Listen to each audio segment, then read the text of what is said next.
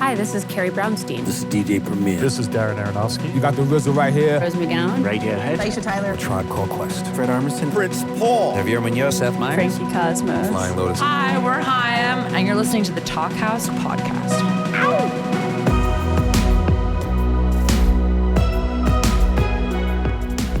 Hello and welcome to the Talkhouse Podcast. This week, the distance between our guests is particularly far, even for COVID times. From Australia, we've got singer-songwriter Julia Jacklin, and from Canada, Tamara Lindeman, a.k.a. The Weather Station. As you'll hear, the two are long-distance pals who've traveled not dissimilar creative paths over the years. Both have been rightfully praised for their songwriting, particularly their powerful lyrics, and both have been incessantly compared to Joni Mitchell to their combination of flattery and annoyance. But Jacklin and Lindeman have built more than impressive catalogs of their own over the years. You may remember Jacklin's fantastic Head Alone single from a couple years back. The subject matter of that song is actually covered in this chat, as are Jacklin's excellent video-making skills. She's working on album number 3. While we wait for that, let's take a listen to Don't Know How to Keep Loving You from her last album, Crushing.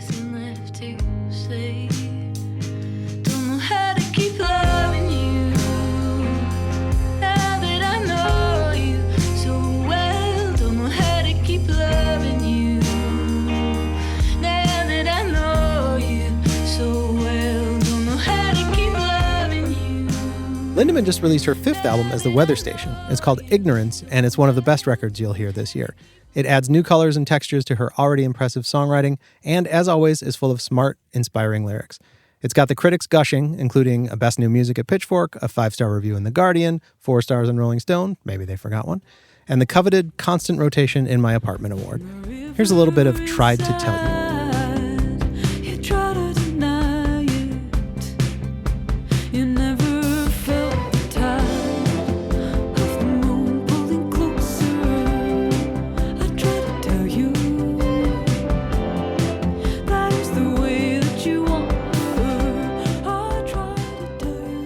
With that, let's jump into a conversation that covers COVID, songwriting, video making, and the delicate balance between openness and privacy. Enjoy.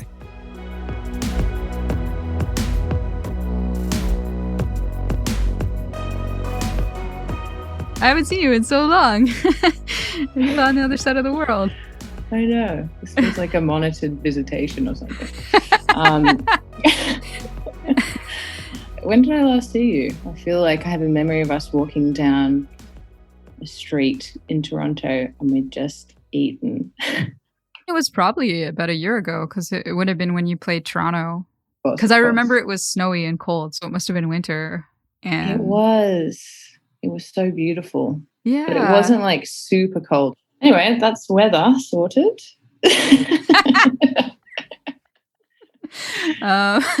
I've kind of avoided doing Zooms this whole time.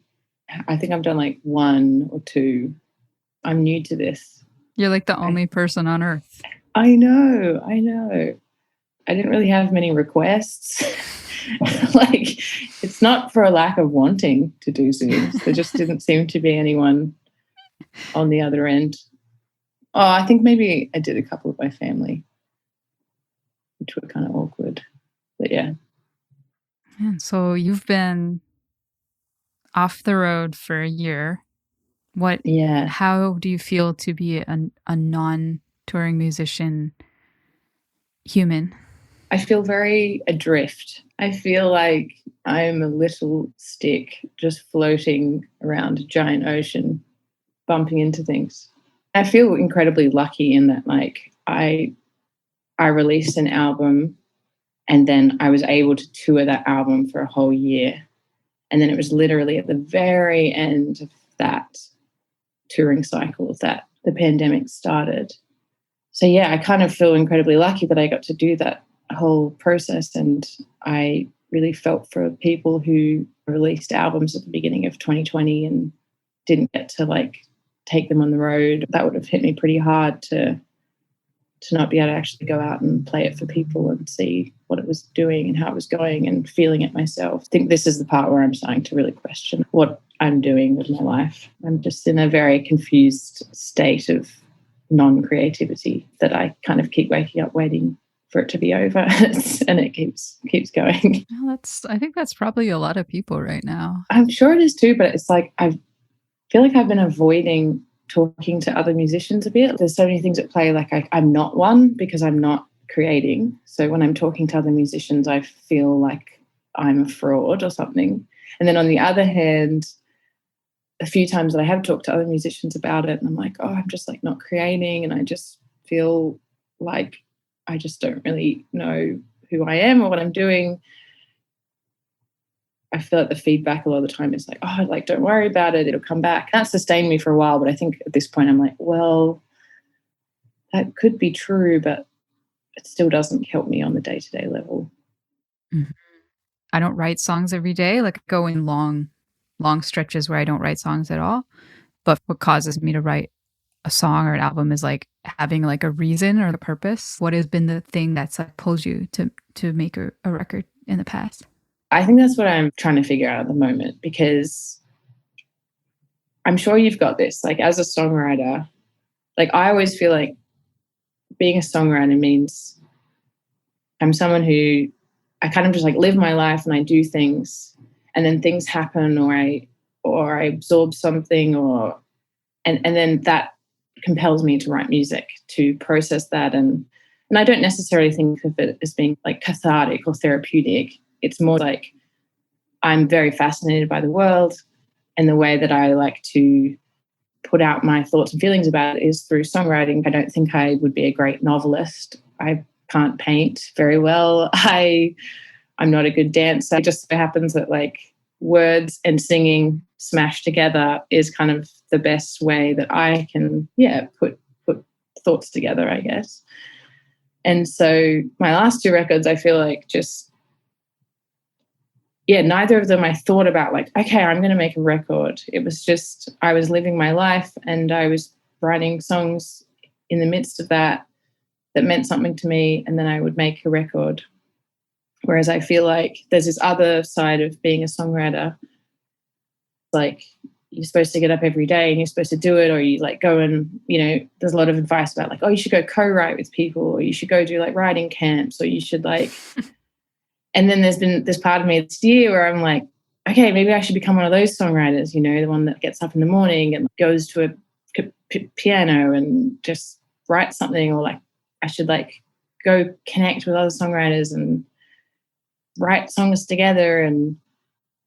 But then I'm like, that sounds horrible to me. I really admire people who can do that. I think that's such a great way to be able to approach writing in a way that's not super emotional or spiritual or something. I've been dabbling in trying to become one of those kind of songwriters for a few months, and now I've realized that's not who I am. I think I need to just go back to what compelled me in the beginning, living my life, making sure that I'm like constantly seeking out new experiences and challenging myself, and then the music's going to come from that, I guess. I know some musicians who are just dizzyingly prolific and never slow down, but most musicians I know, it's like always this conversation of like everybody feels like a fraud sometimes. Your songs are they're so human, and they're about people and relationships between people and people's conversations. I can imagine it'd be strange to be going through the pandemic, and like your songs are from these like human interactions. Yeah. I don't know what it's like there right now. There's no humans. I guess this podcast will probably just be me asking you to convince me to keep going. Or like, I'm just going to be like, Tamara, tell me what to do. Are you just like so happy that you have a record ready to go, and you ready to, you can kind of just talk about it? You didn't have to like, because this was finished before. Long before. Long before COVID. No, I feel very great in that I've just been sitting around doing this stuff basically, and I've felt zero pressure to write a song for a long time. I feel like I've always loved talking to you about music, because you've always just seemed very confident. I remember we were just talking once, and you even just talking about doing like string arrangements and stuff on your own.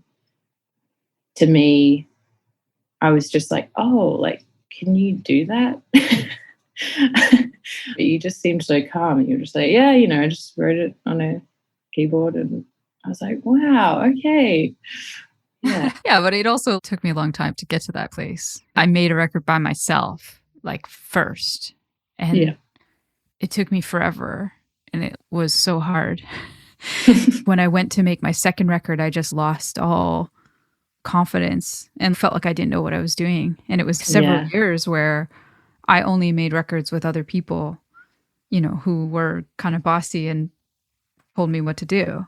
And then it wasn't until the self-titled that I was like, I'm ready to take back. I'm ready to take over now. Like it's mine again. But It was interesting because I did have to go through a weird wilderness. And I wish I hadn't. Like I wish that I'd always had the confidence, but I didn't, I guess. But they're the moments that we learn. Yeah. I wrote down my questions for you, and all of my questions are just compliments with like a fake question tacked on the end. Just with a question mark on the end. Yeah. I mean, okay, like with my record, I made this decision. I want to direct my own videos. And part of that was I was like, you direct your own videos. And I was like, well, Julia can do it, so I can do it. Your videos have this like, they're so like emotionally specific. All the videos walk this like incredibly fine line. And it's so specific to you and to your music and everything you do. I think that was my epiphany. If someone came in to make a music video for you, it would be wrong. Only you could make them.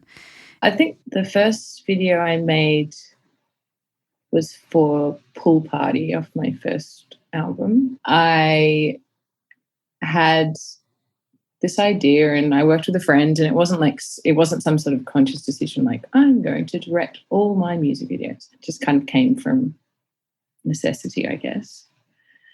I think I've gotten to the point now where the songs are quite specific to I just enjoy working just like me and a friend. Like I remember someone sent me a pitch to make a music video for a song off Crushing called When the Family Flies In, which is a song about a friend of mine who passed away a couple of years ago, and I can't just throw on some weird, completely separate narrative on top of it, which I think a lot of music videos do. The music video world is pretty bad a lot of the time. There's not much money there, and like there's so many people that can come in and just be like, oh, I've got this great idea, and make the artist feel like they don't have kind of the experience to present their own ideas. And it's just like, no, it's your song. Like if you have a strong creative idea, this is 100% your area, and your idea is probably going to reflect the song better than somebody else's, I think. Am I just like insulting music video makers right now? I don't know. Video directors all over the world are like... No, because that's not true. Like I'm sure some artists have terrible ideas, but I just think completely depends on the music. Yeah, it depends on the music. I did one time. I was on tour and I was like so tired, and it was just one of those stupid early days when I had no voice and I had no idea what I could say no to. Where it was like I had one day off in LA, and it was like, okay, we're going to make a music video for your song Coming of Age. It was a kind of classic music video situation. And I just remember thinking like, this will be cool. Like, let go of creative control. This will be nice. Like you can just show up and there'll be these people there and they've got ideas, and like maybe this would actually be really nice and relaxing, and you can, but it was just so bad. And the music video was terrible. And I learned my lesson that, I think just for me personally, I just need to kind of keep that pretty close to my chest. Yeah. A lot of your videos have this like aesthetic. I don't know how to describe it, but it's like the characters in the video, like it's often like suburban and the clothes, and it feels like you're touching on something and on an aesthetic and on emotions that I can't quite put in words. And I feel like someone else, if they did that, would do it in this way that was like meant to be stylized or meant to be like camp. But when you do it, it's very emotional. Like the woman in like the Body video wearing like the purple dress and driving out and putting on her makeup and wanting to like dance with the golden star. And when I saw that, I was like, oh, I understand like exactly what you mean, but I don't know why. I'm about to like expose myself for not not really having many deep thoughts about this. Whenever I think about music videos, I just think of like an outfit, a location, and then everything is just emotion. Unless you're like a filmmaker and you're going to do something that's like really, really conceptual,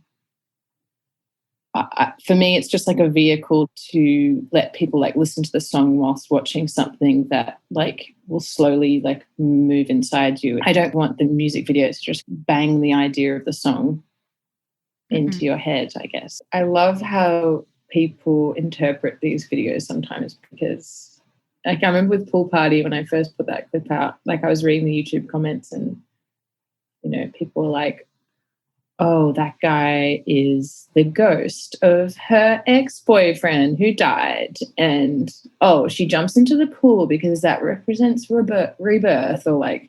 And it made me feel like I was, you know, when you're in high school and you're like analyzing Tess of the D'Urbervilles or something. And it's like the red ribbon represented her promiscuity. It made me realize that a lot of the time, maybe things just don't really have much explanation. And the beauty of it is that everybody gets like projects their own experiences and their own thoughts onto it. I actually read an interview with you this morning. Even though I know you, I just also wanted to, but just like, yeah, like thinking outside the box and like saying that you had like 3 percussionists and you played piano instead of playing guitar. Yeah, that just was like, that was inspiring to me. I think at the moment I've been banging my head against the wall because I don't really feel like a very good guitarist. So like every time I pick up the guitar, I just want to throw it onto the street because I just keep picking it up and playing the same chords I've been playing since I was 19. I need to do like a hard pivot. I need to look into another window, you know? And I'm just struggling to figure out which window it is. Yeah, that's exactly what happened to me. That's why I started writing on keyboard. Because people keep asking me why I keep changing, like with every record. And I think there's like the part where I'm like, well, because I know what I'm doing, you know? But then there's the other part that's like it is one half, like I get excited about a new thing, but then the other half is like trying to run away from what I already did. Yeah. Because I feel like if I repeat myself, I'll just be worse, you know? Or I get myself into these holes where I'm just like, oh, cool, another like sad country folk ballad about feeling sad. I don't know. Yeah, my standards for those songs is now just kind of like through the roof.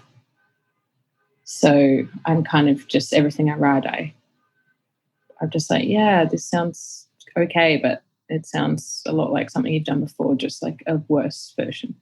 You're outrunning your own shadow or something. Do you ever write songs about other people or from the perspective of other people or characters, or do you write about yourself or do you write about others?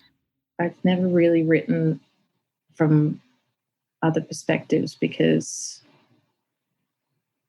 the kind of songs I like listening to usually feel like they are first person. Mm-hmm. But then I guess I'm worried that I can't write those kind of songs. There's like a fear there that like the only way I'm a good writer is if I'm like writing from my own perspective. And I also get caught up in like people love authenticity or something, you know, people have such fascination with like even that new Christmas song I released, like, you know, so many questions are just like, oh, so is that true? Did that happen? I'm like, does it make the song less interesting to you if it's not true? Mm-hmm. You know? Mm-hmm. And like, does it make me a better writer if it isn't true?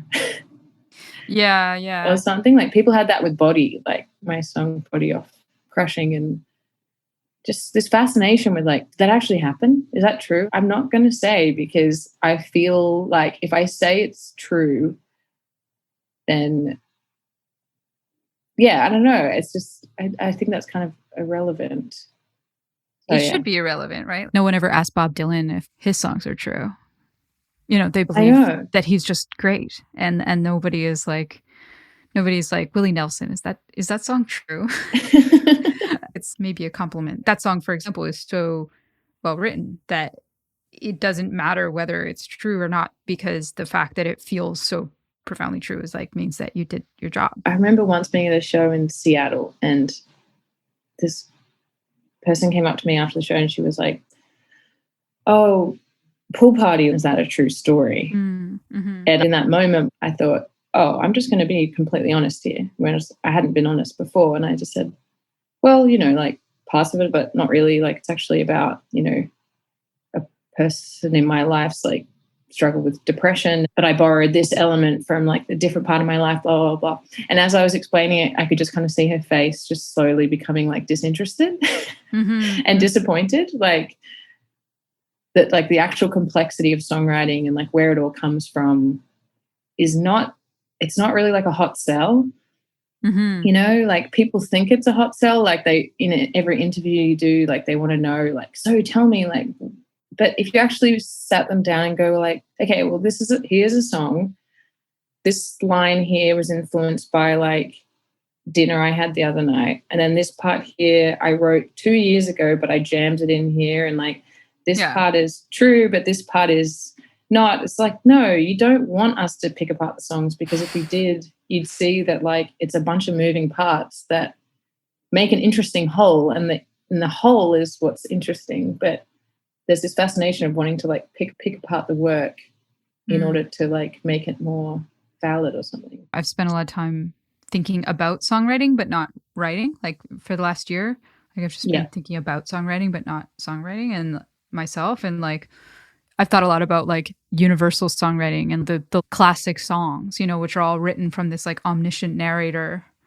The good ones are true, but the bad ones just feel so false, and I feel like people are turning to music for like they want to be seen, right? They want to know that they're not alone. Like if they relate to the emotion, they want to be seen. Like they want to feel like this person knows my struggle. And so to tell them that like a song may not be exactly true is like terrifying, right? But then at the same time, the craft of a song is what you're talking about. And also leaving things in and leaving things out is so key, and like people don't understand that craft or have much respect for it. And also, I guess it just makes me think of how people are like clinging. I mean, I've clung to songs like for dear life, but I think as I get older, it's not out of thinking that that's the person's exact experience. It's more like I cling to the song because of what it reveals about me or what it tells me. Yeah. Or just like the emotional truth in it that I feel seen by is like the thing that matters the most. I've written songs that are true and like absolutely are an assembly of things that occurred. And I think that the key thing is like when you can keep the emotional truth, that's what makes the song good. And the people feel it. And that's why they believe you. They feel it when it's not emotionally true. Your songs have like a very deep, like emotional truth that is very specific. And I think that's why people cling to them. But that stays true even if you change some details and some names and places so that, totally. It isn't super fucking weird.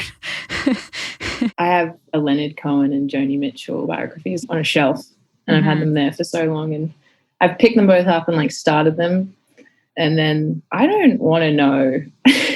I actually don't really want to know much about like songwriters like that, because to me, I don't want to know the ins and outs of like Leonard Cohen's writing. I just want to take it for what it is, because I just know that the truth, it's not the point of it. And I just like, I've finally like gotten into Joni Mitchell after all this time.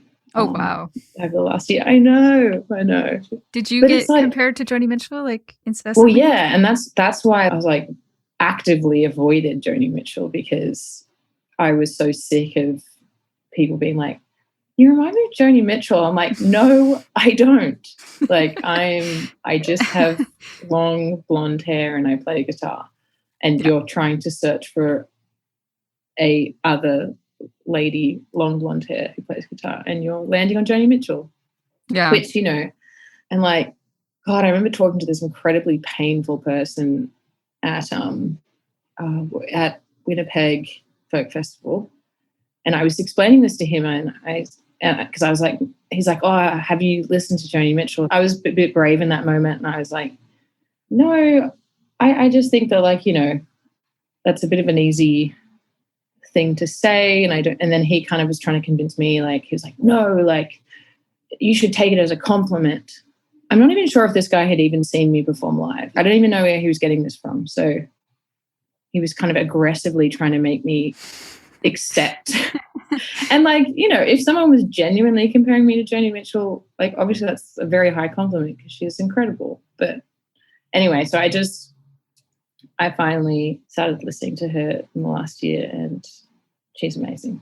And now I have no qualms about being a woman singer-songwriter who loves Joni Mitchell. I did the same thing. Like people would compare me to Joni Mitchell and I was like, I just actively and you're Canadian, so listen to like, Joni Mitchell. Oh my God. Intense. One of my favorite jokes for so long was that I wanted to change my Twitter bio to Canada's Joni Mitchell. It's really funny to me. That. For years, every single time I played a show, someone would come up to the merch table and be like, I don't know, has anyone ever told you this? Like, you remind me, I don't know if you ever get this. And I'm like, literally every single day. I honestly think it's just because of like, you know, through the 60s and 70s and this like formative time in the culture and when people think of music or like acoustic music as being important, you know, she was the woman, you know, and so there's no other reference points. Like, even though you'd think some people would get compared to like Carole King or any number of people, but it always used to bother me so much because I was like, well, but she's the only person you can think of, you know, and like, why can't I be compared to like Leonard Cohen or so, you know, like, yeah, totally. In terms of the way I write or the way that I put a melody together. Sometimes I struggle where like I can't listen to Joni Mitchell for a couple of years because it's like I just struggle with her. But sometimes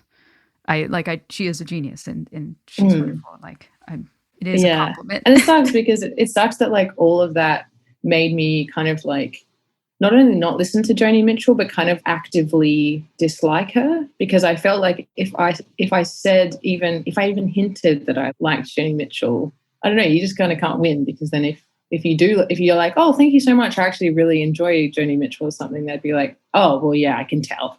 And it would be like an insult. Yeah, because like I feel like I'm always trying to like the hardest thing for me is like trying to find a place in music that when so much music has been recorded, like I'm always trying to like avoid my influences. Like I'm always trying to not be influenced and trying to like escape. I actively sometimes don't listen to my influences because I'm like I need to just listen to something else because this is too good to me. Yeah, me and too. I will imitate it poorly. When I first started making music, like there's this quote, oh God, that's just like been recycled to the death, where I said, which was true, like I did kind of start singing because of Britney Spears, you know, because, and I don't say that in some like ironic way. She was the biggest pop star at the time. I was caught in that gap between like listening to everything my parents listened to and then starting to like be introduced to like top 40 or whatever.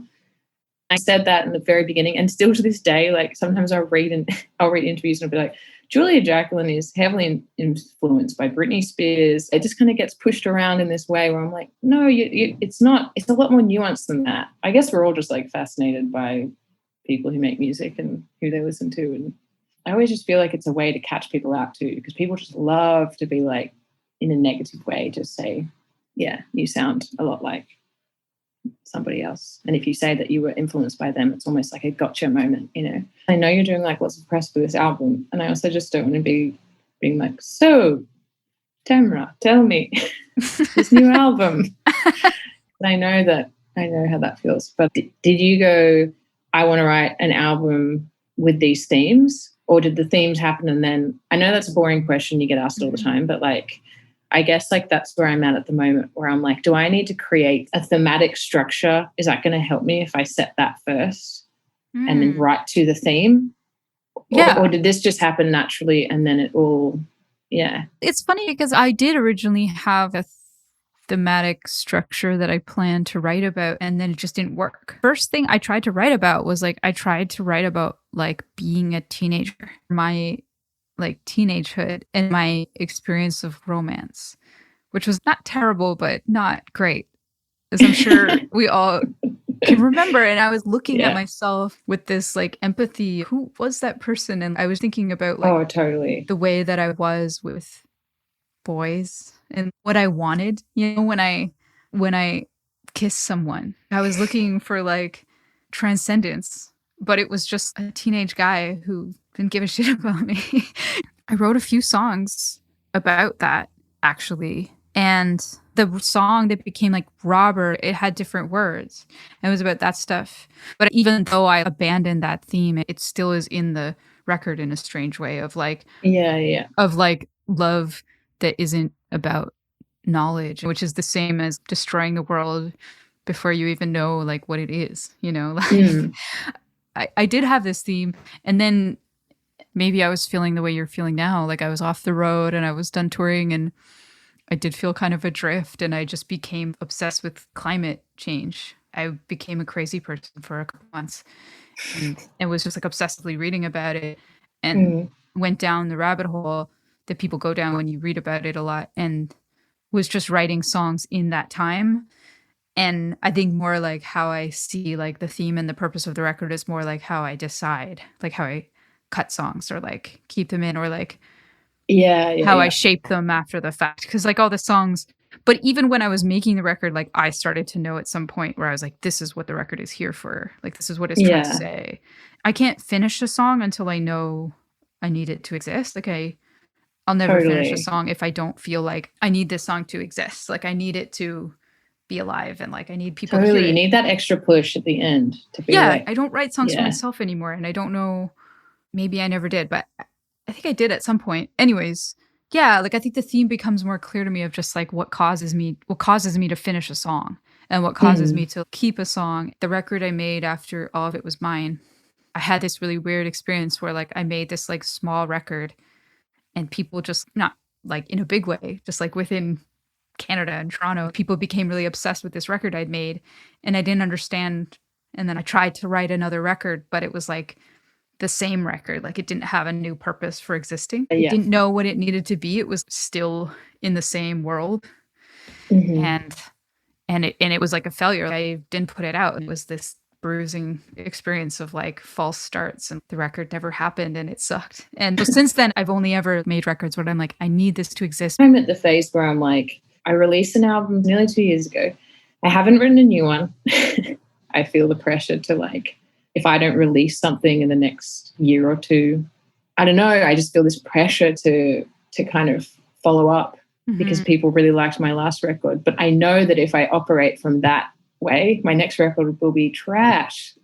You've just got to take your time and like trust the process and try and just stop thinking, like get your head out of the industry and back into the workshop, like, because that's not why you started writing music, to be a, you know, recording artist. I remember hearing like that you wrote Crushing when you were on tour, because like you followed up your first album so quickly, and I was like, how did she do that? Like, how did she write on tour? Like, what the, like I was jealous. Like I was like, how did she do that? I love being on tour, but I certainly don't write songs. It's more that I need to be distracted, just be existing and living life and working and being around people. And then, but if I'm thinking every day that like, I'm a songwriter, then I feel like I'm a big fake, because if you're a songwriter, you should be writing songs. It's definitely the best way to get yourself to write a song is to wake up and be like, so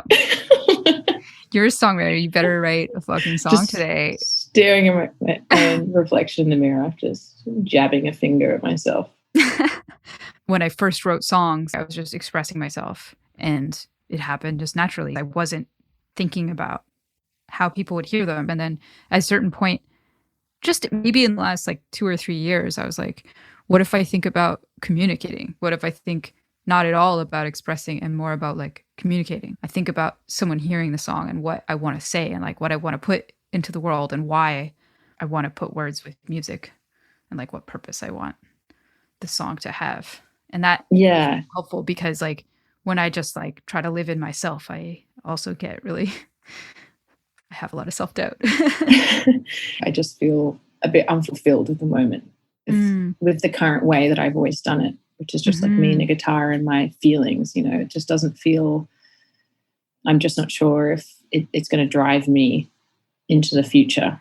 It doesn't excite me. The last month has been wild, because I don't know, I've just been like I was like the towel I had thrown in the towel. I was just like, well, that was that.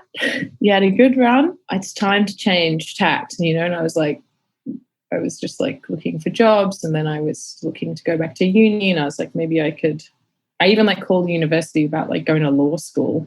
It's like, why would you would be a terrible lawyer because you would be wanting to play songs. At the moment, I'm just distracting myself. I'm like listening to a lot of Björk and running, and I'm going to start tap dancing. I'm throwing everything at the wall right now to just kind of just experience life and do other things, and I think that will bring me back somewhere. Yeah. I'm waking up every day and I'm like questioning myself, and instead of like paying $30,000 to do a creative writing degree, why don't you just start writing? And so I have been like getting up most days and writing, which has been really good because it made me realize as well that like my relationship with music is through lyrics. It's always been, I'm not a good guitarist. I don't find picking up a guitar that interesting to me. Like I'm not going to sit and like learn scales. What really gets me excited about music is listening to like words being put together in ways that move me. I feel like I've spent a whole year like staring at my guitar being like, you're a songwriter, why aren't you picking up the guitar? And completely forgetting that the other part of songwriting is words. So so you're actually writing a lot. It's just not music. And I think that's what like tripped me up. I wasn't sitting and writing music. I wasn't like setting up a microphone and like playing guitar. And so, but at the moment it's just like, I don't even have my guitar in this space. It's just me and I'm just writing. Well, maybe it's like the words are the thing that's like in the way, like it's like you have things to say first before you can write a song, Yeah. Well, I think like what you're saying, like you need the song to exist. And for me, like I can only make songs exist if I feel like the words are worth saying. If they mean something to me, or if they're communicating an idea that is worth communicating. Yeah. And so like I kind of need to start from there. Otherwise I feel a bit like, like I don't know if this song really needs to be in the world because it's not really communicating anything that interesting. Yeah. Yeah. Well, also it's like weird, like at first in the pandemic, I found it weird. I just didn't play music at all for a long time. And I actually, similar to you, I was just like writing words. Like I've just been writing a lot of stuff that's not music, which I hadn't done in I don't know how long. And it was awesome. I like just writing. Because I think like writing without music is really hard. Like, because it's like the music is what makes words beautiful. And on the page, it's so much harder to make them more beautiful. But, oh, totally. I know. I tried to like write poetry and that was very humbling. Oh, poetry is impossible. It's so hard. It's so hard. Like, it's so hard. I think in the beginning of the pandemic, it was almost like too painful to play music because it reminded me of like not being able to play and to be in the world. And like my job just like has, ceased to exist in a strange way, even though now it does again, I guess. But yeah, I found it almost painful. And I almost wanted to be like focused on things that I knew would still exist, like in whatever world this is now. Yeah. I'm sure that some musicians do like completely miss the shows. And for a while, the thing that I had in my head was like, the only way I feel like a musician is if I'm playing shows. And that's why I feel so lost, because like, I'm not a bedroom musician. I'm not someone who loves to tinker and like, and I've never been like that. I've been someone who like, I'll write something and then immediately I'm like, I want to go play this live at a show because that's how I feel like it works for me. And so for a while there, I was just like, I'm not really a musician if I'm not playing shows. I'm just like someone who occasionally writes songs. I'm just a person who like occasionally will put some words together to music. Well, it's funny. I think being a musician is sort of a silly job because you so rarely get to make a record. If that's your job, you think you should be able to do it every day. But instead you get to do it like once every 2 years for like 5 days. How could I get good at doing something that like I barely get to do? And then the rest of the time you're supposed to stand on stage and repeat the thing that you already did, which is cool, but it's odd. And I think like for me, I'm excited to have had this strange, really long break because it's like making me think about all these things of like, what is a show? Why have a show? How could I make this different? What could I do? We've been kind of some level of lockdown since March of last year. So I haven't been in a room with humans in a really long time. And it is quite interesting of like people want to be in a room together, but we still don't know how to do it. I played a show, which was the first show since COVID happened. And I was so nervous about it. And I was thinking so much about what I was going to say when I got on stage. I was thinking like, it's going to be this amazing moment because like here we were on the brink of never having music, live music again, or like for a long time. So everyone's going to be just like so grateful and they're going to be quiet and everyone's going to be just like, we're all going to be in tears. You know, I thought it was going to be this really emotional moment. And so I had all these thoughts in my head of all these things I was going to say. And I was going to be like, guys, like, this is amazing. Look at us here. We're like, who would have thought we would be able to have shows again, like, especially this year. And I also was going to be like, I'm about to go back to the East Coast and you guys got to be like, so don't forget how lucky you are over here because nowhere else in the world is having shows and you guys have shows and like, that's so special. But when I got on stage, it was like, I was like, no, this is a show like every other show. There's like people yelling at me. People are very drunk. Every time I tried to like say something meaningful, like people just kind of wooed over me, you know, just like, whoa.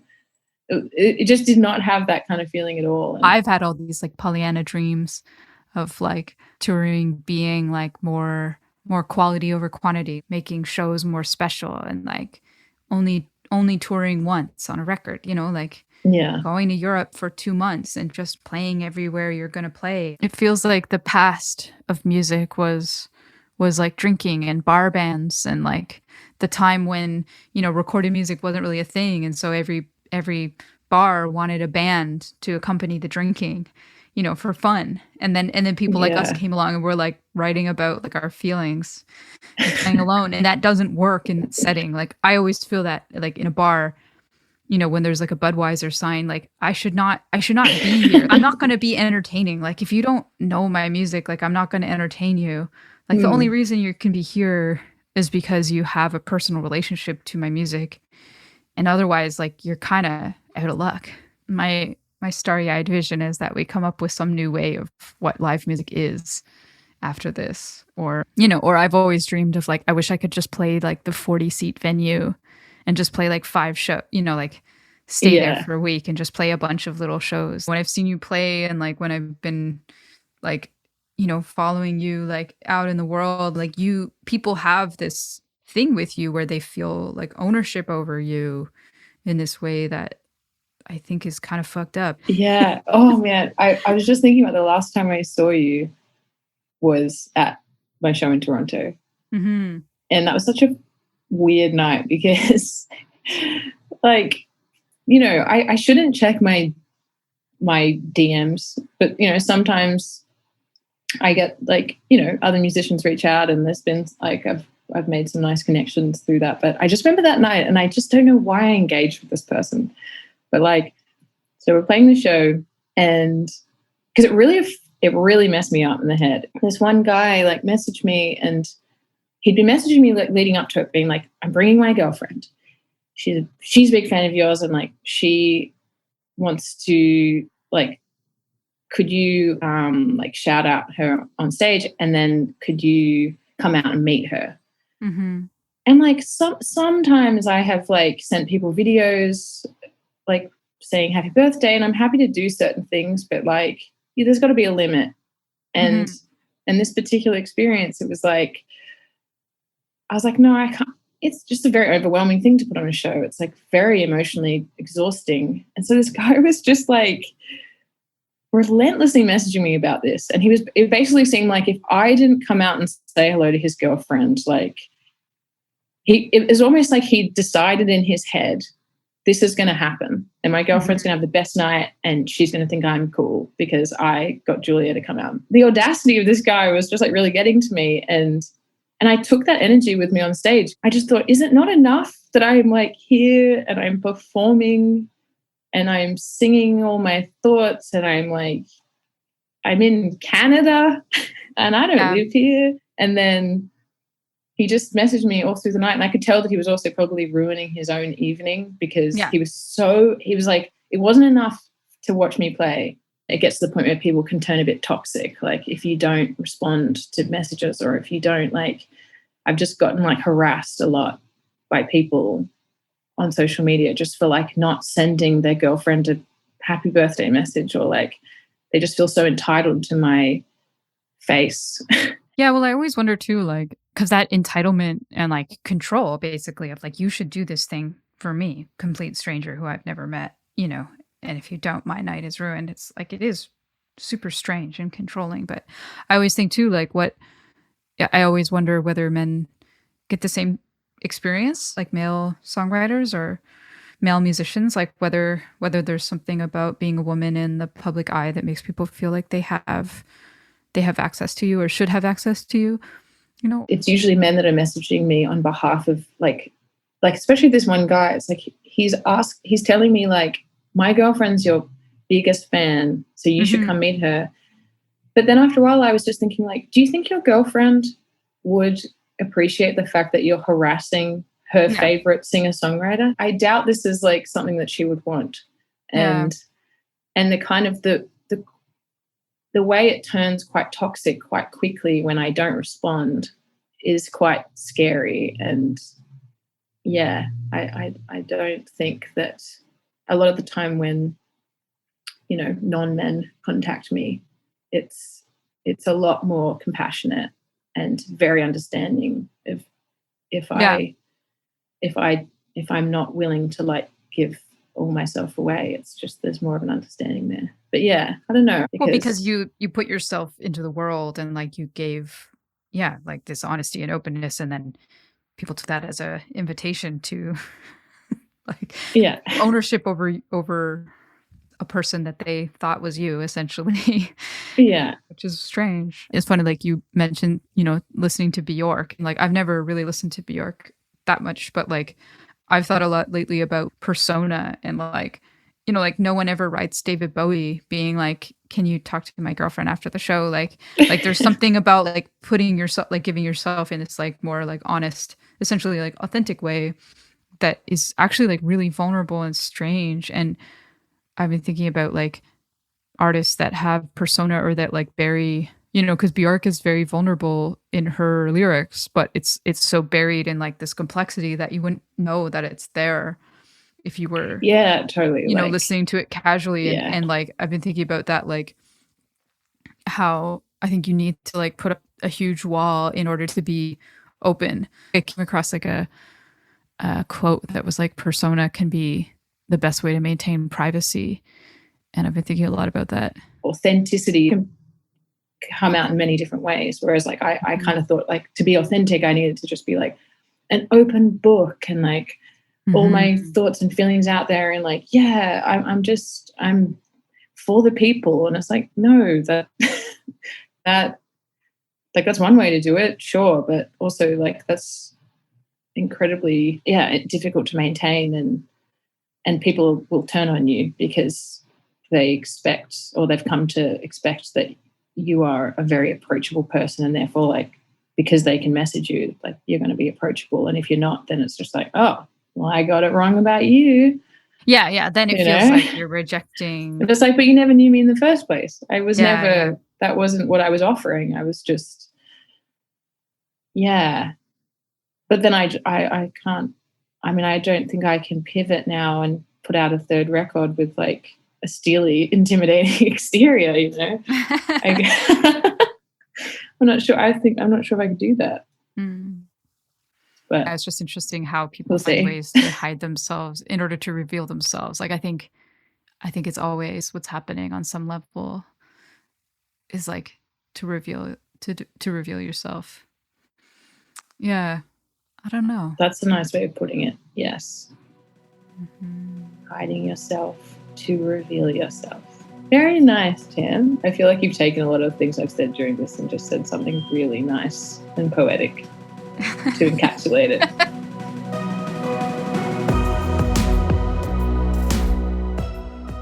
Thanks for listening to the Talkhouse Podcast, and thanks so much to Tamara Lindeman of The Weather Station and Julia Jacklin for chatting. This week's episode was produced by Kevin O'Connell, and the Talkhouse theme is composed and performed by The Range. If you like what you heard, feel free to subscribe and or follow Talkhouse on all your favorite social channels. See you next week.